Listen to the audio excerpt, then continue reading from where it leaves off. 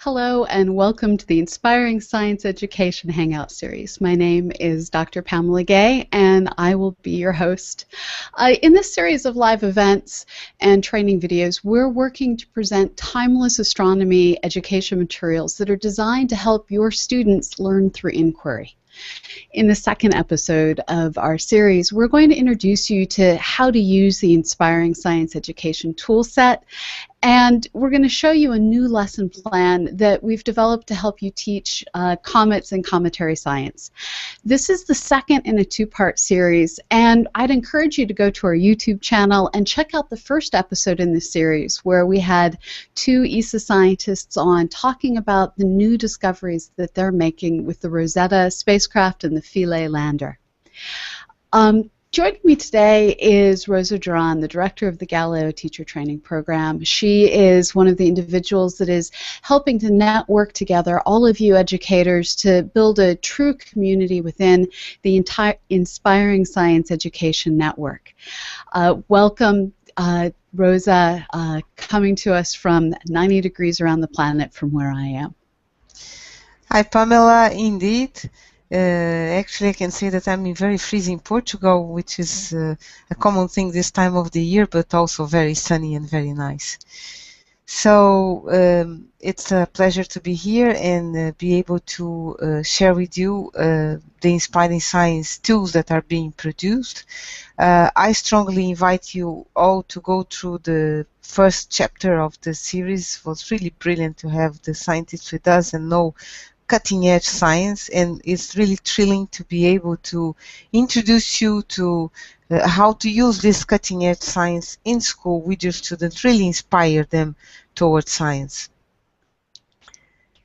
So one of the things that we're all learning together is how to use this brand new website to find communities around different content areas, to find resources that we can use in the classroom. And one of the things that you were going to start us off doing today is just introducing us to the Inspiring Science Education portal and helping the people out there watching this learn how to register and become part of this community to access all the tools that we're creating. Could you get us all started? So I will share my screen with you and go step by step. So it's in three phases. I will share this in three phases with you. So let me click here and see if that works. Okay, Pamela, you should be able to see my screen already, and you should be able to see the Inspiring Science Education website. So the first thing that I have to say is the following. This is a project that's still going to last for 1.5 school year, and everything here is work in progress, and we truly hope to have our pilot teachers coming back to us and letting us know what works for them, what doesn't work, what they like, what they don't like, and as a consequence of this, the portal is always improving. We are always introducing new changes and trying to improve what we offer to you. So if you go to inspiringscience.eu, this is the dissemination website where you find all the news. Here you can find including the link to all the hangouts that we are going to promote. You will always find all the information here. When you go through this website and you click here on resources, you will end up in this page, and in this page you have updated information, you have information about communities, participating schools. You can participate, you can become a pilot teacher if you want. If you are interested, just contact us. We'll be really pleased to have you. If you are a pilot teacher already, use the best you can the possibilities that you have in the portal. So in order to go to the portal, you click here in this Go to the ESA Community Portal, and you will end up in a page like this, where you have lots of information about all the communities that we have, how many teachers we have connected, how many resources we have available, and this number keeps growing. And you can find your community in the map of communities. If you click then up here in communities, you can search for the specific community about the topic that you want. You click then in search existing communities, or if you are already a member of the community, a member of Inspiring Science Education, you can create your own EASY community. So once you click in search existing communities, you will have a search engine here. You type discover, I didn't do it properly, discover the cosmos, and click on search, and you will find this window here, and then you click in this register here to register to the portal. So this is the quickest way to register directly to the community where we are developing all the fun here with this Hangout series. If you are already a member of the portal, then you won't have to register here. You will find a different button telling you to join the community here, and you click. If you are going to register for the first time, you are going to find a window like this, and you register, and you will be glad to welcome on board. So after you have registered, when you click to start to enter the website, you might also end up in our partner project, in the project that really runs the portal of the community, which is Open Discovery Space, is a sister project, and you will find your profile here. When you log in, you will see this information here. You click in your profile and you find all your area, everything that you have. So you see, for instance, Núcleo, the organization I work for, has 29 communities or participate in 29 communities, have a couple of connections. We can write using a microblog. We have several groups, thematic groups. We promote activities. We are going to populate our communities with tools. So you see, you have several possibilities within this community of this platform. So the idea here is to connect teachers with different interests, from different areas, so they can share all over the globe things that are, in their opinion, good materials. So if I click in communities, then I will be able to find the communities that I am member of, one of them, of course, being Discover the Cosmos. I click in Discover the Cosmos, and here you can see that we have network of related communities. For each Hangout, we are going to create a new community populated with specific resources that are relevant for the topic that we are addressing. So you can see here, Chasing Comets is already one of the communities, and the four forces and the Standard Model, which is our next Hangout, is already here as well. So every related community is going to appear here. And if you click in Chasing Comets, you will end up here where you can find all the resources relevant to this topic. And finally, in the community in Chasing Comets, if I click in the resources, I will see a window like this. Again, this is changing every day. This specificity of how to find things might change a little bit. We will update all our tutorials in order to keep you updated on how to proceed. So here you search for the resources in the community, and you find everything that we uploaded in the community there for you. The first thing that you define is the guideline for using the authoring tool, which is something that we will be willing or hoping that you will use a lot. So the guidelines will appear like this when you click, and you can view the resource. It will open a PDF that guides you step by step on how to create your own scenario, as the scenario that Pamela is going to show you today. So everything about how to register to the portal, to find the available communities, everything you find there. And then we go to another step, which is finding the list of already existing scenarios. This part of the platform is not completely ready yet. So far, the mean to do that is to click in resources, as I showed you before. So you go to Chasing Comets, here you Oops, one left.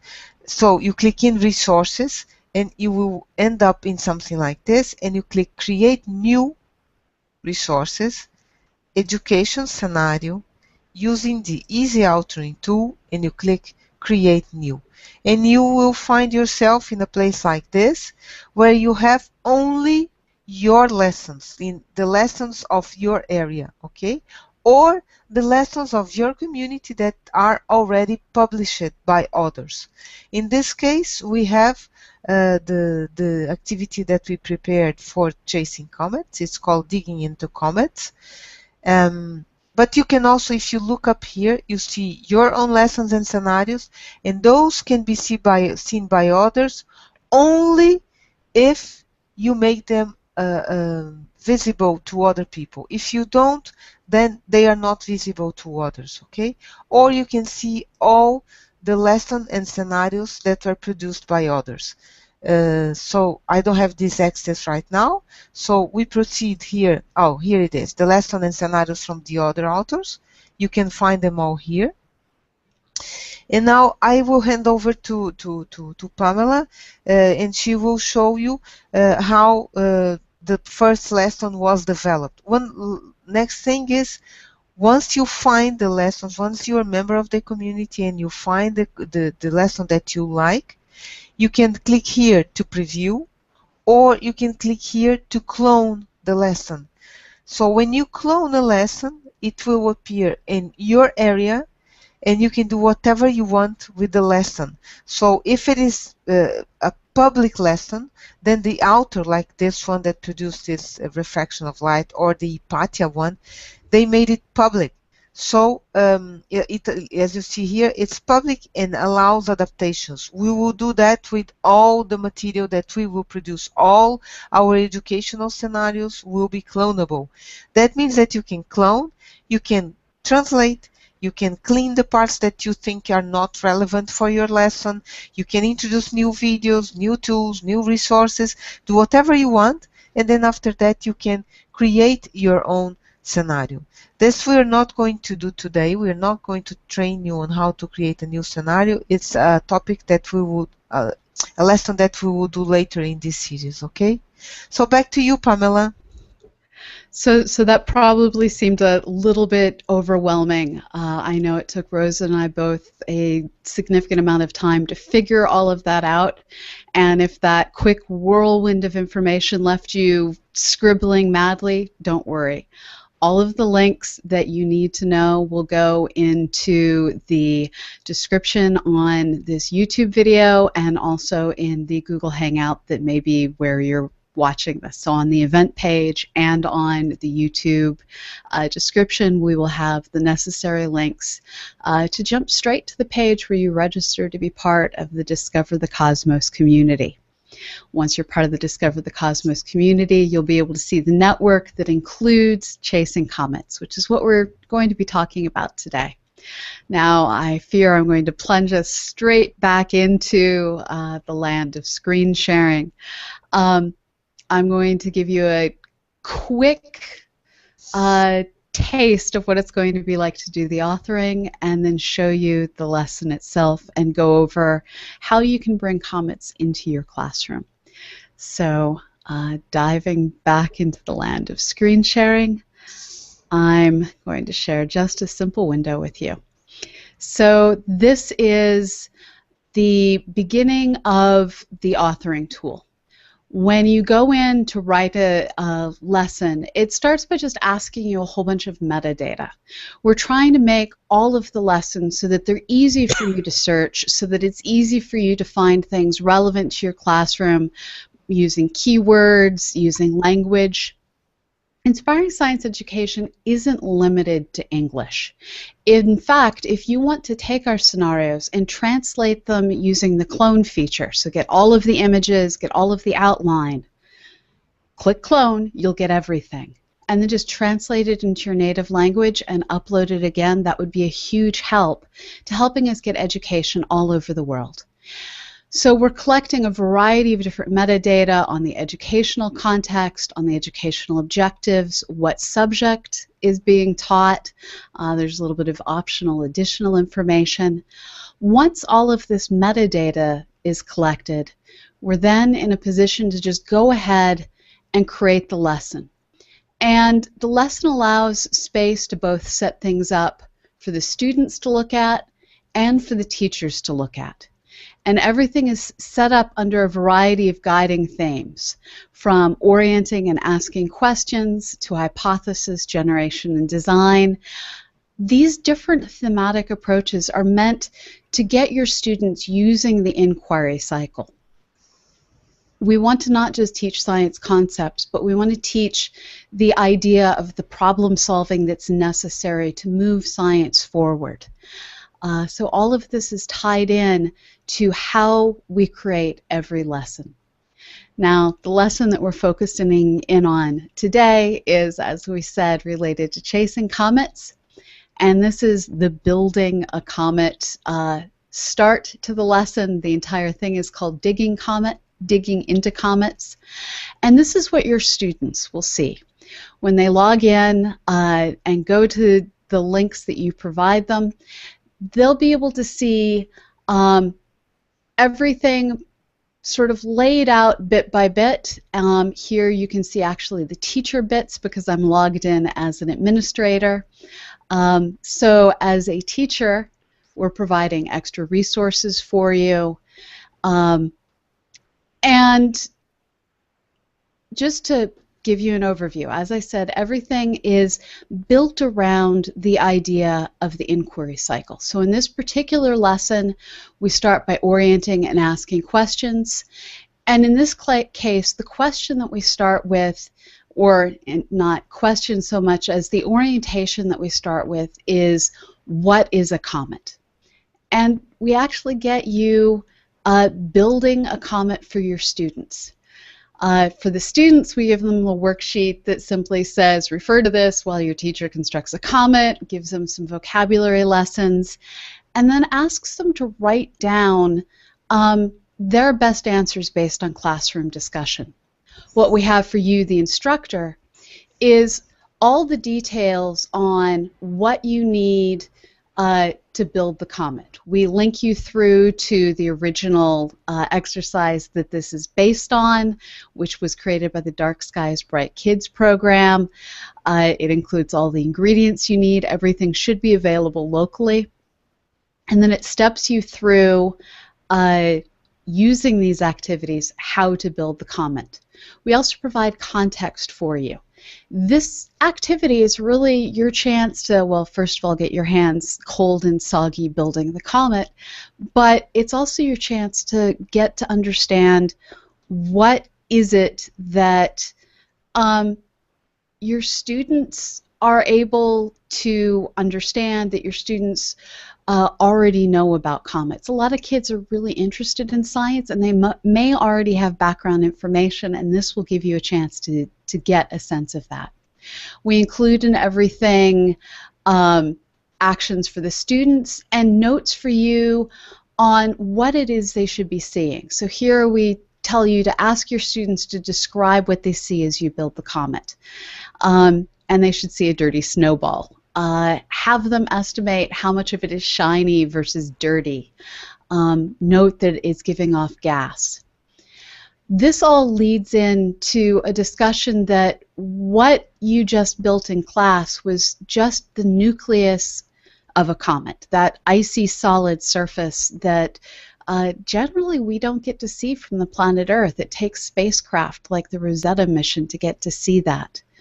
And you can explain to your students as they watch the comet sublimate away that that gas extends out to be 100,000 kilometers across once that comet heats up. That you end up with two different tails that can extend out 10 million kilometers. You can compare this to the size of the Earth, which is just 10,000 kilometers across. So we provide you high-quality graphics that you can project up, and all of the scales you need to help put everything into perspective for your students. Now, the other thing that we do with all of our Inspiring Science Education lessons is we provide you with a series of different questions that you can present to the students. We show the right answers to the teachers. When the students get this, they will simply see the options, and then when they click on the options, they'll get the responses that you see here in gray.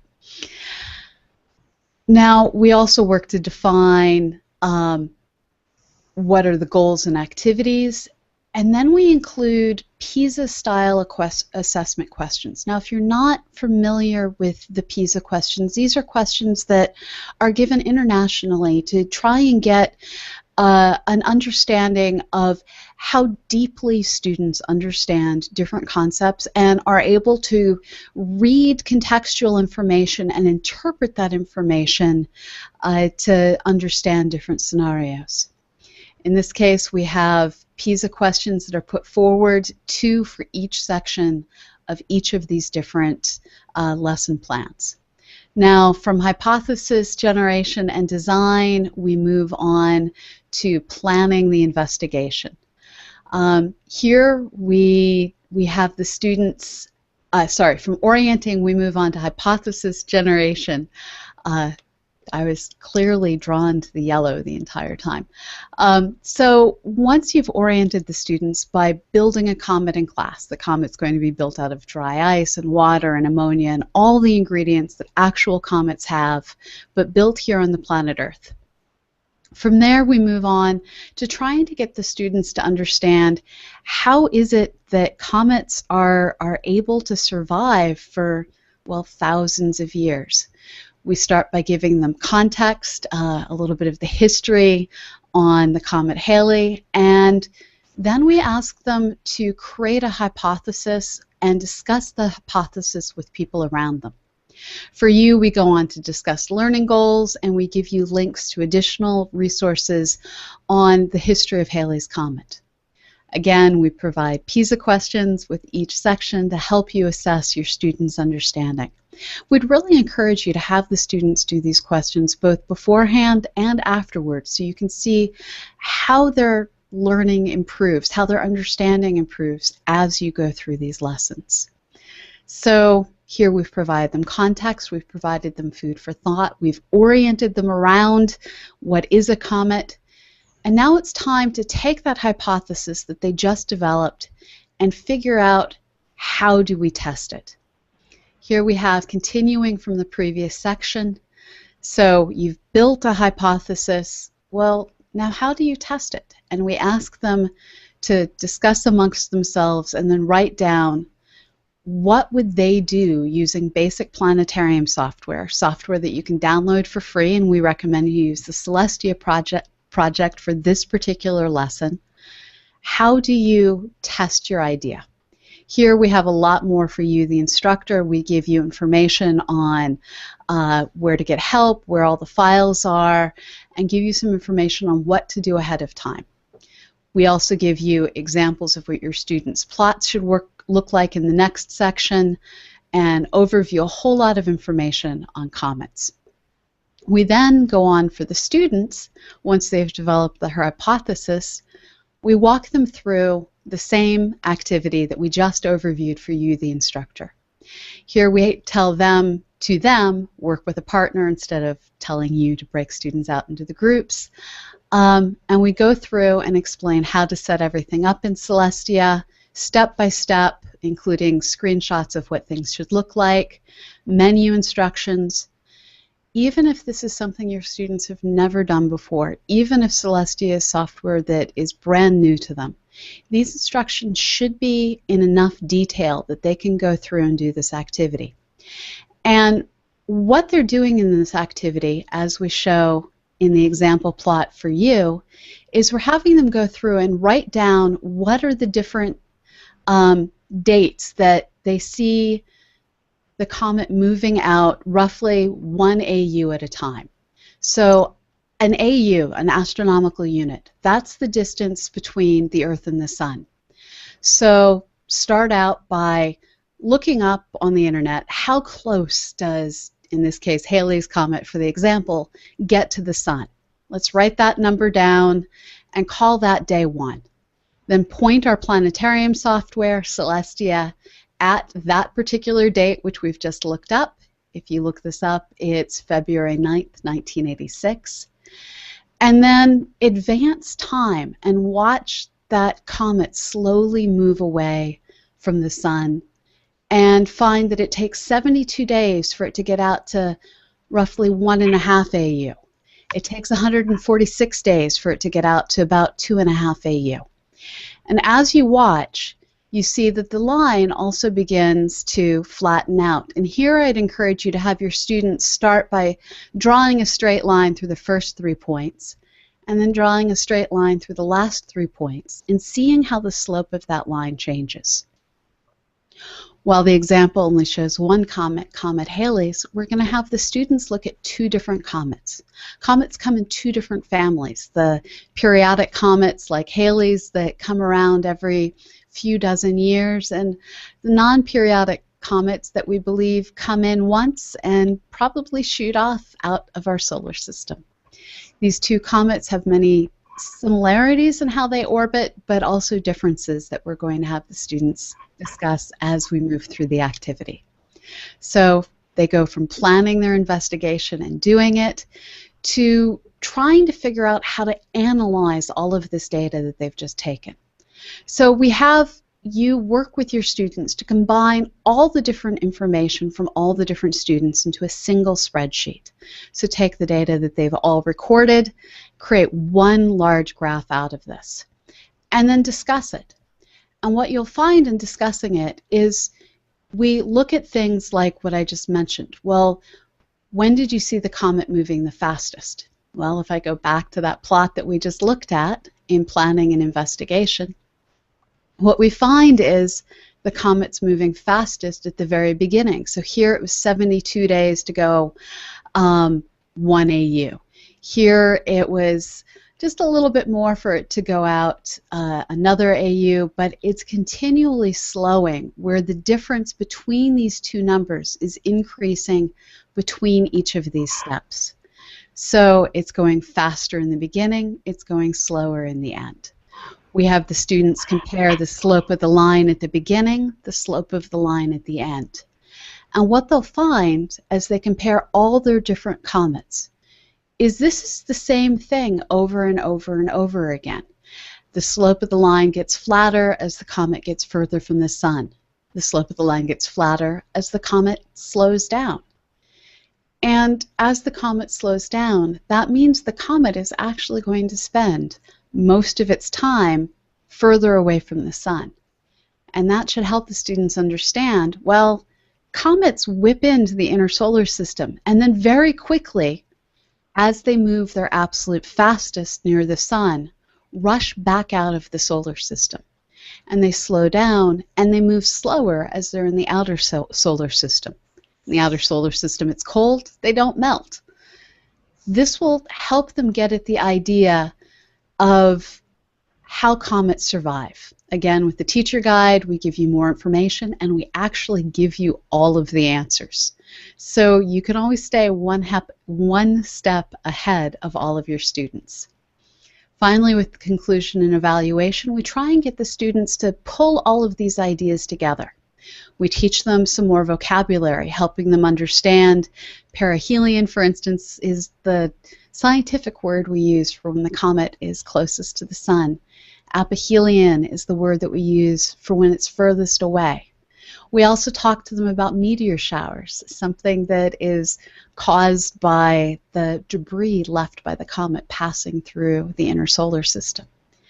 And we ask students to pull these ideas together, to ask, where does comets spend most of their time? Well, they spend most of it out here in the outer solar system.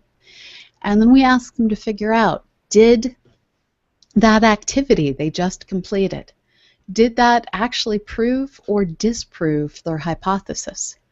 And we again give you a little bit more information to help you out. Now, all of this comes with images and more ideas and more references, and we try and pull it together with final evaluation questions. Here, our final evaluation is having the students compare the data across the classroom. We also have them go one step forward. They looked at a short period comet, one of those like Halley that comes back every couple dozen years, and long period comets. And we had them look as they were going to see how do the orbits compare to, say, the orbits of the planets. Are they in that same flattened stack of plates that make up the orbits of the planets, or do they come plunging in from above and below? What they'll find is long period comets seem to have random orientations, whereas short period comets all sort of belong in with the planets. This should help the students to maybe start to realize that this Kuiper belt that exists out between Neptune and Pluto, that, well, that Kuiper belt, that's where the short period comets come from. And this Oort cloud, this three-dimensional structure that forms a sphere all the way around our solar system, that's where the long period comets come from, the non-periodic comets.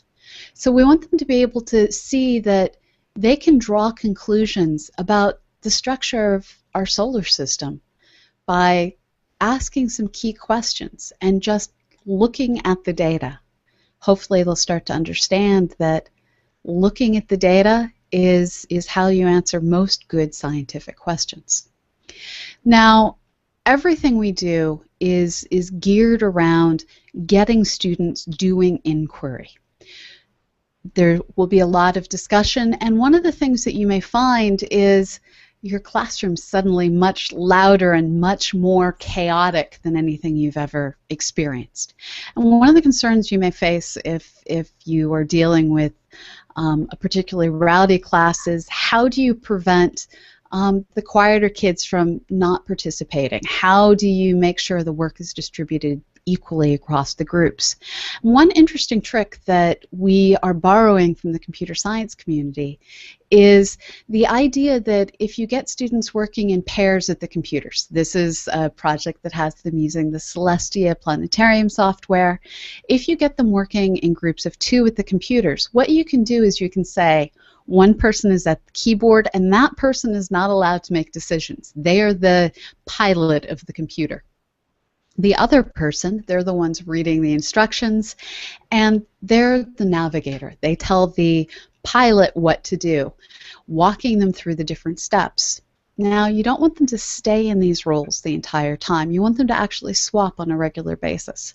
So what I'd recommend you do is you grab your phone or you just grab a kitchen timer, set it to 4 minutes, and at the end of every 4 minutes, you have them swap roles, just sliding the keyboard and mouse back and forth and making sure that they're taking turns navigating through the software and being the person at the keyboard, realizing, hey, I can make all of this go.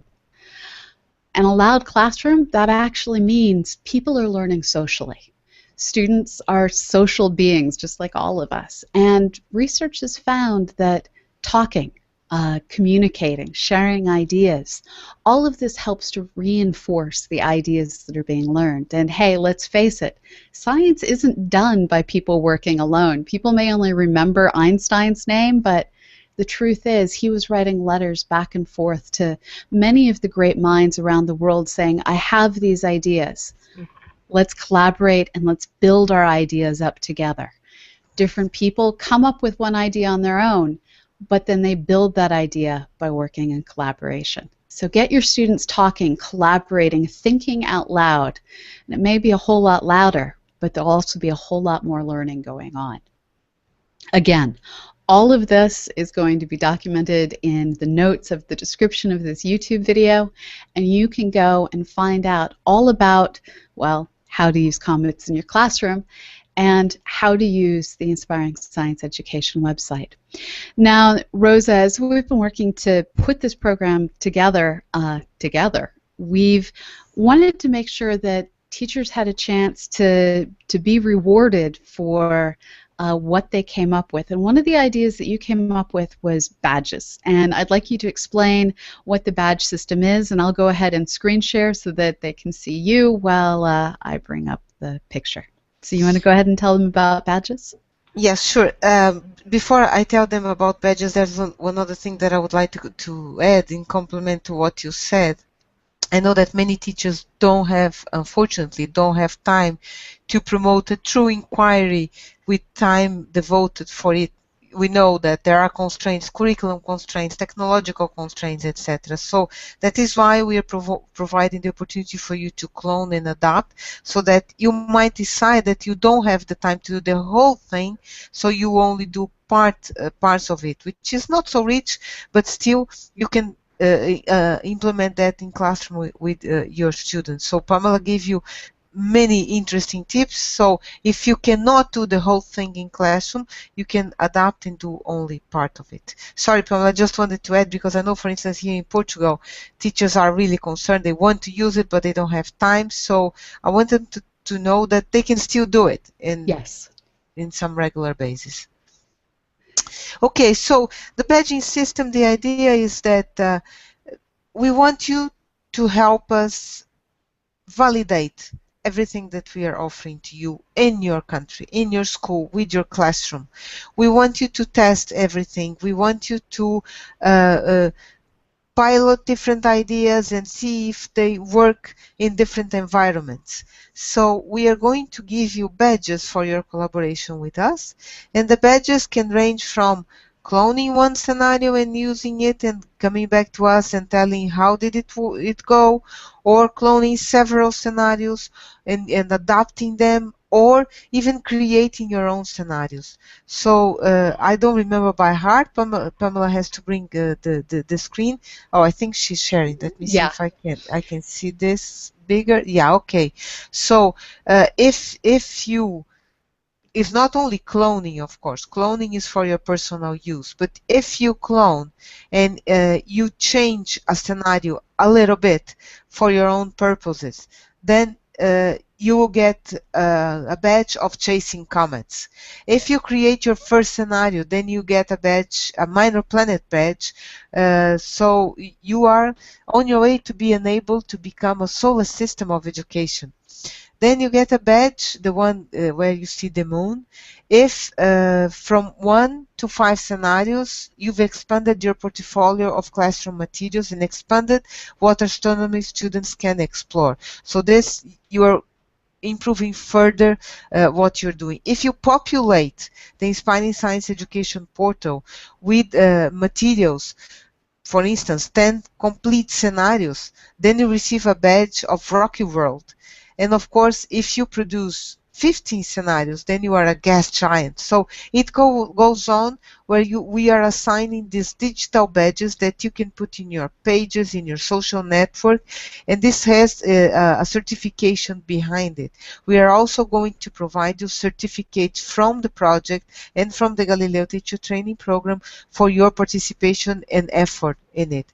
So I don't know, Pamela, you want to explain a little bit better the classification scheme that you came up with for these badges? Well, it's actually very straightforward. We're using the Credly badging system, and you can see the Chasing Comets badge hasn't been given to anyone yet because, well, we're just now launching the Chasing Comets scenario that you can clone and upload your own versions of. When you upload the scenario, we can get a hold of your email address. And using that email address, we can award you the badge through the Credly system. This is a system that's recognized on many different websites. Galileo Teacher Training Program is just one of them. And this is compliant with the Mozilla badging system if you're part of that. And if you know what none of those words are, know that, well, Credly is another social media site that will let everyone know you did something awesome for science education. All of this is currently documented on the Galileo Teacher Training website. Under the resource section, there it says Inspiring Science Education. All of this is going to end up over on the still being developed Inspiring Science Education website, and we can't wait to get everything ported over there.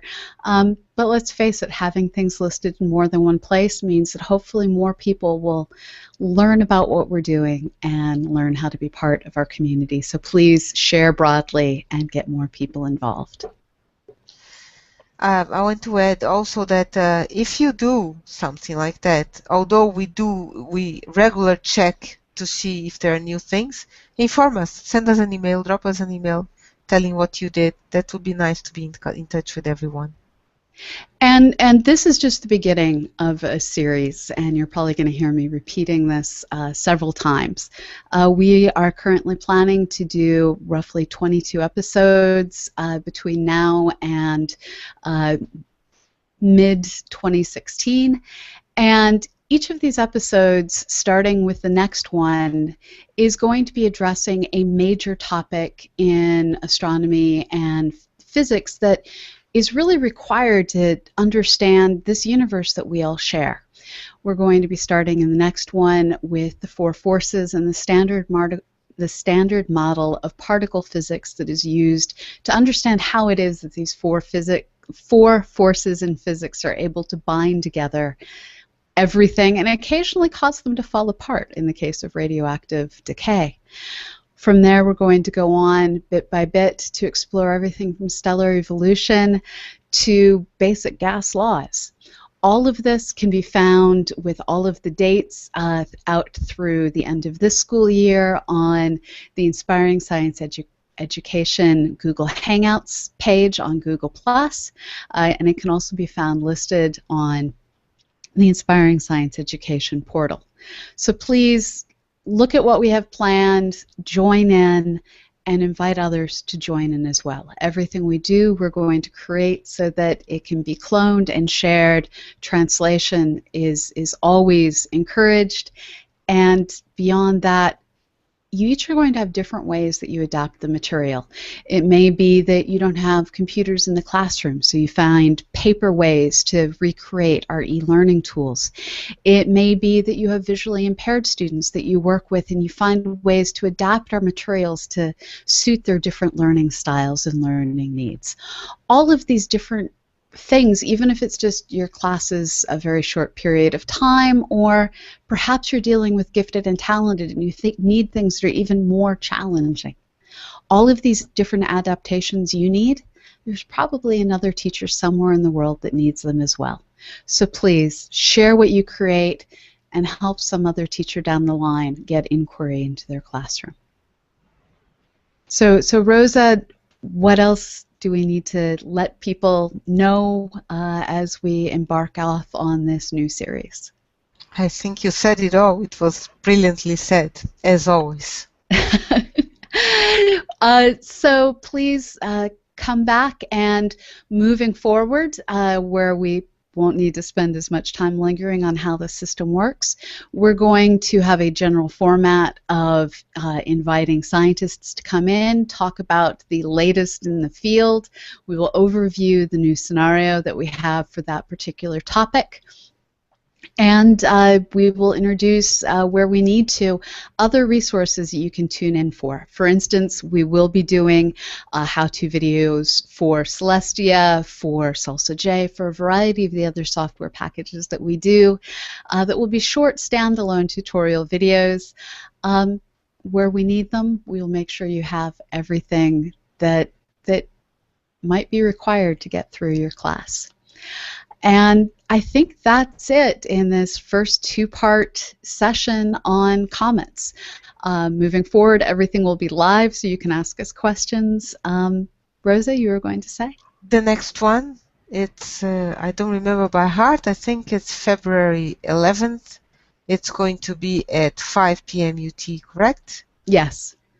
So episodes are generally recorded every second Wednesday, and most but not all fourth Wednesdays during the school year, and they're recorded live, allowing you to ask questions unless there is something that comes up on our end, in which case we will do our best to pre-record as we are doing this time. And so tune in, check it out, and please follow us on Google+, subscribe to us on YouTube, and then share out the links with others. We just want to create a more scientifically literate world. Rosa, do you have any final words of encouragement as we embark on this endeavor? Just a compliment is that changing the world takes a lot of work, and we need everyone to help, and we are here to support the best we can. Anything they need, just send us an email, and we will be very glad to find someone to support. So thank you very much, and thank you for joining us, and I look forward to seeing you next time, February 11th at 5 p.m. London. That is noon Eastern, and I believe I'm doing math in my head, live on YouTube, noon Eastern, 9 a.m. Pacific. As the world turns from day to night, we will teach you science. Thank you very much, and don't forget to check out inspiringscience.eu. Thank you.